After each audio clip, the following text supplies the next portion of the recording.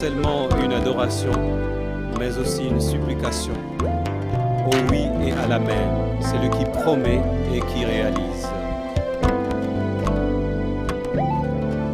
Tango yango yo, tango molimo,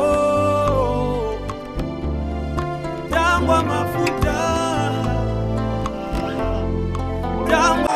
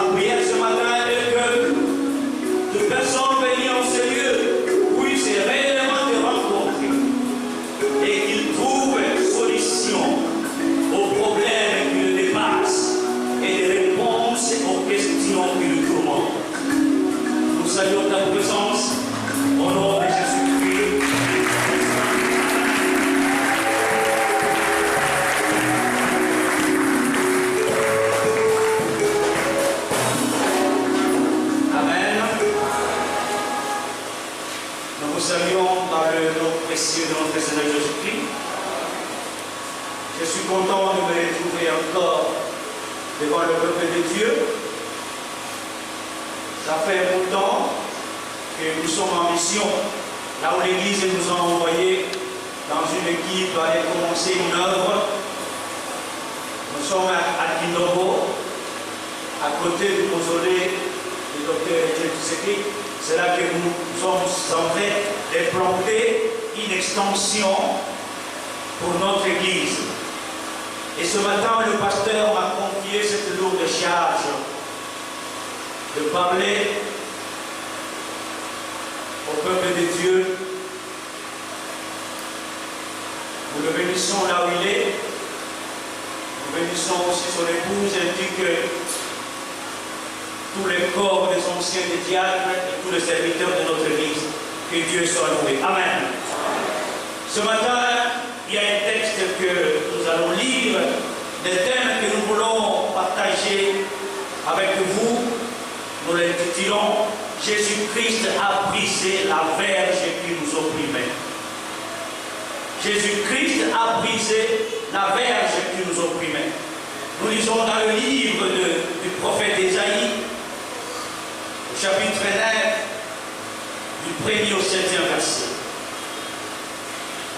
Le peuple qui marchait dans le ténèbres voit une grande lumière. Sur ceux qui habitent le pays de l'ombre de la mort, une lumière resplendit. Tu rends le peuple nombreux. Tu lui accordes de grandes joies. Il se réjouit devant toi, comme on se réjouit à la moisson, comme on pousse les cris d'allégresse au partage du butin. Car le joug qui pesait sur lui, le bâton qui frappait son dos, la verge de celui qui l'opprimait, tu les brises comme à la journée de matin. Car toute chaussure comporte dans la mêlée, et tout vêtement guerrier roulé dans le sang seront livrés aux flammes pour être dévorés par le feu. Car un enfant nous est né, un fils nous est donné, et la domination reposera sur son épaule. On l'appellera admirable, conseiller, Dieu puissant, Père éternel, Prince de la paix, donné à l'empire de l'accroissement, et une personne enfin au trône de David et à son royaume, l'affermir et le soutenir par le droit et par la justice, de maintenant et à toujours. Voilà, maintenant et à toujours. Voilà ce que fera le zèle de l'Éternel des armées. Acclamons la parole de Dieu.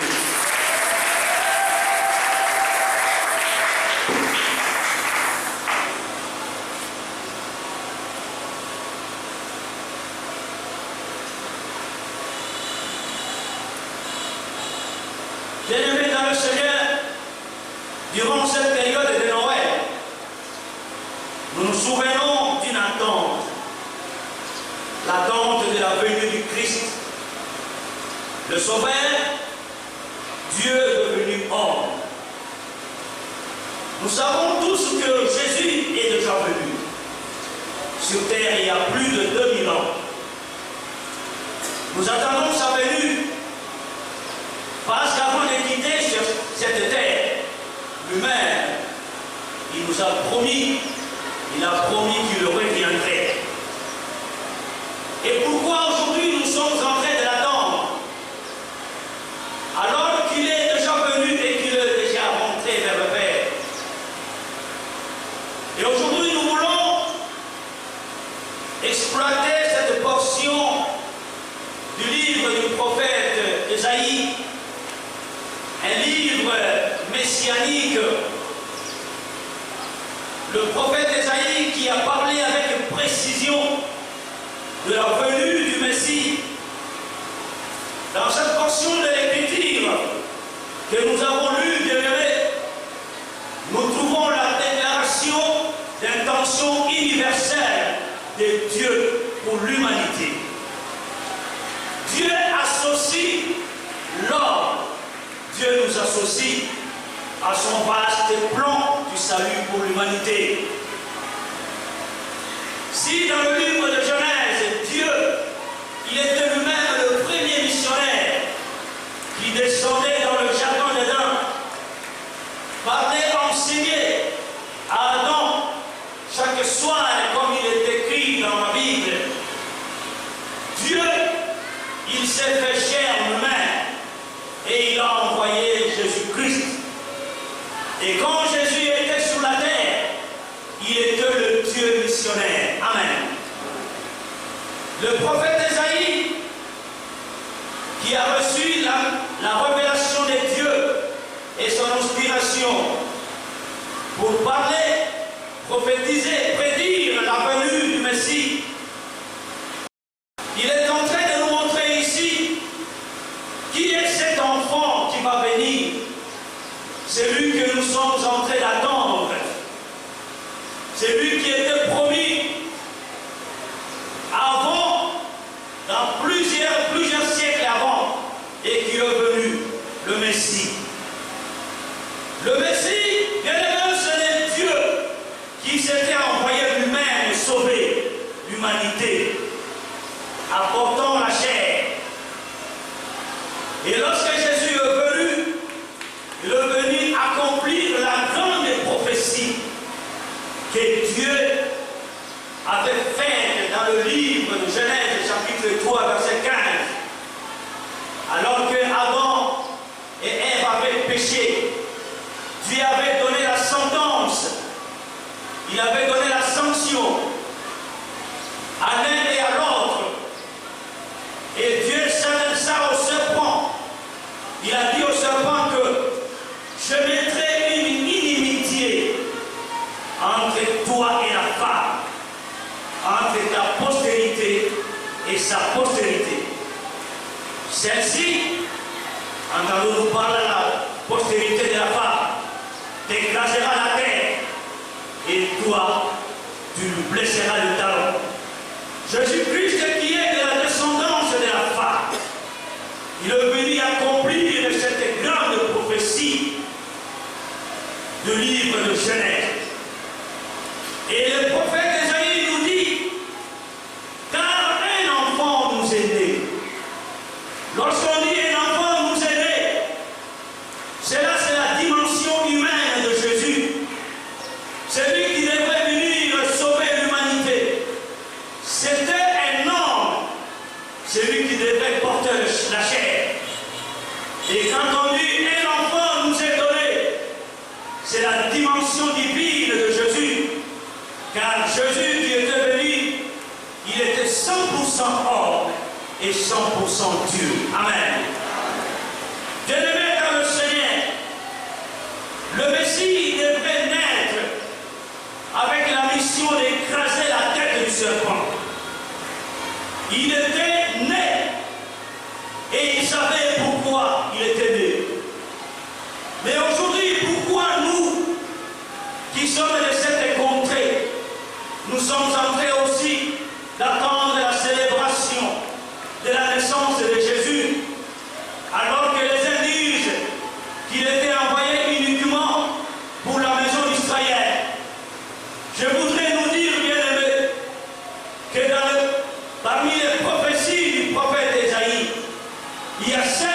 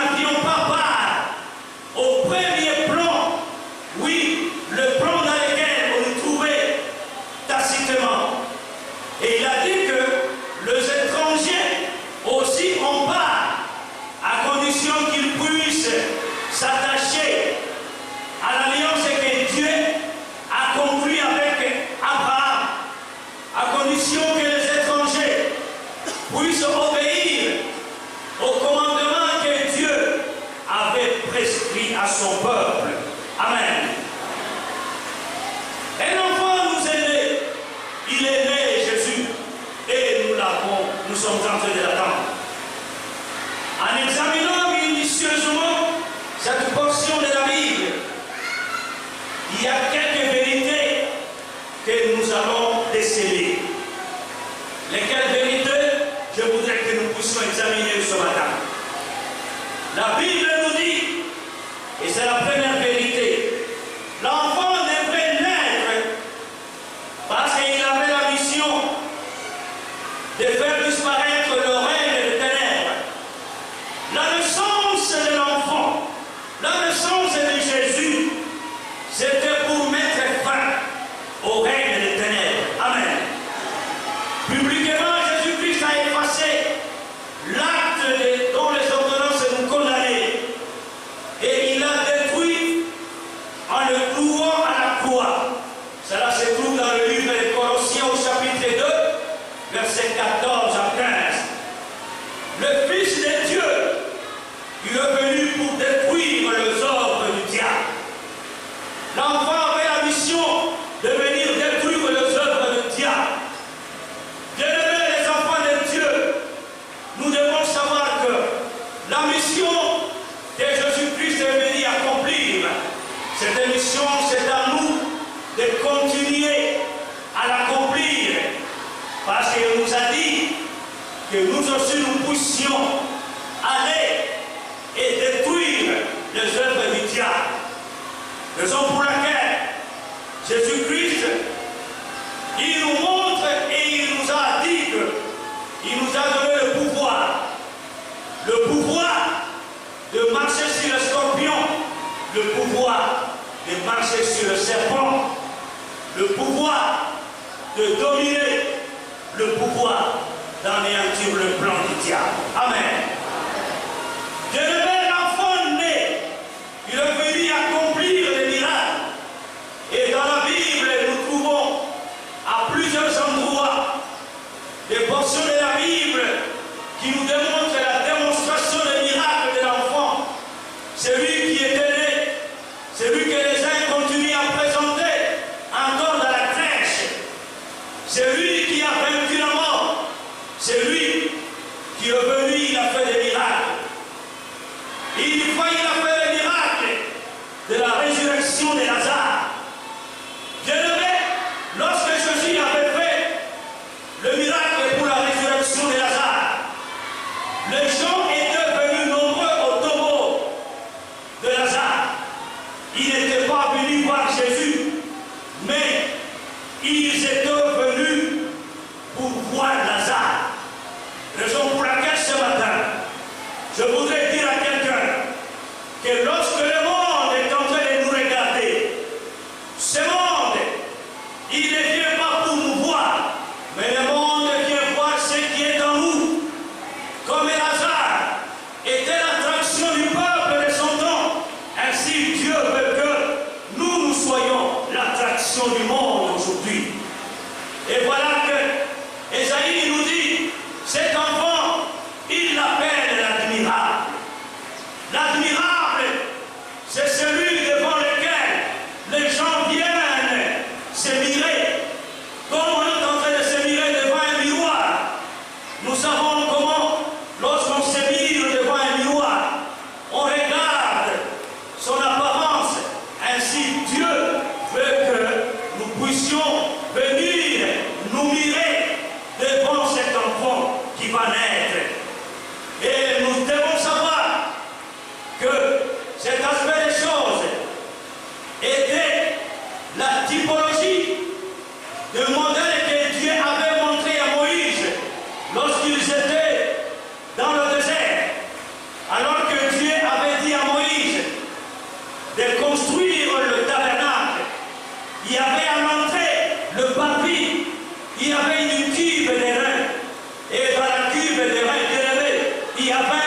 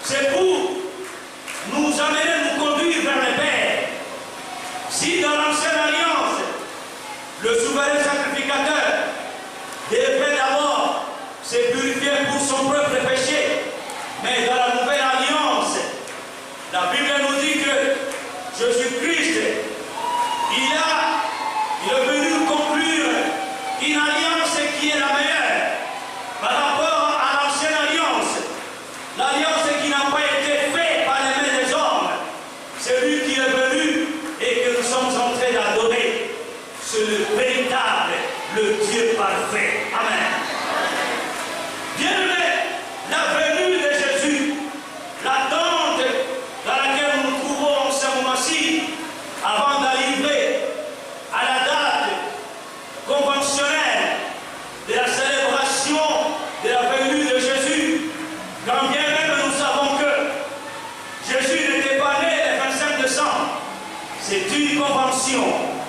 Une convention, selon l'histoire, nous savons que la date du 25 décembre, c'était la date qui était pour la naissance, pour l'anniversaire de la naissance du Dieu solaire, qu'on appelle le Dieu invaincu.